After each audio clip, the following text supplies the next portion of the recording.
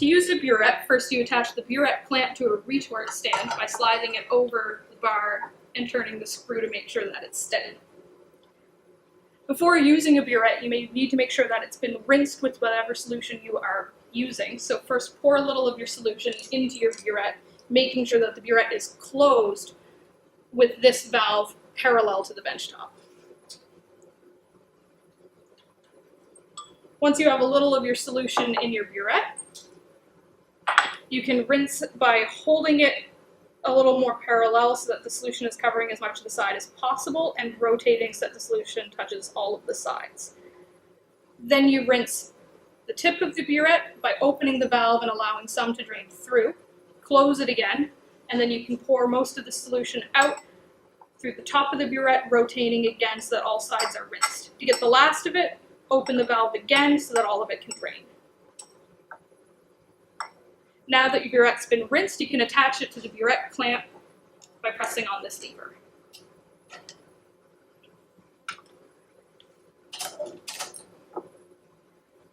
Next, you fill your Buret with whichever solution you're using. Again, make sure that your valve is closed, and you can place a beaker underneath just to catch any drops that might fall. Once you have the Buret full, make sure that you fill the tip as well by opening the valve and then closing it. Next, you can take your initial reading from the top down. Burets go from 0 milliliters at the top to 50 milliliters at the bottom. So in this case, I'm reading about, from the bottom of the meniscus, 5.80. It's also important that you make sure all your readings are 2 decimal places. Record that initial reading as you'll need it later.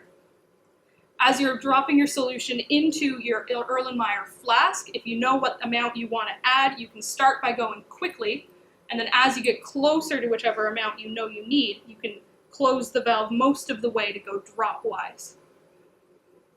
Once you have approximately the desired amount in your flask, you read your final reading. In this case, it's 15.15, and write that down as well. The difference between your final reading minus the initial reading is the amount that you've placed in your flask accurate to 2 decimal places.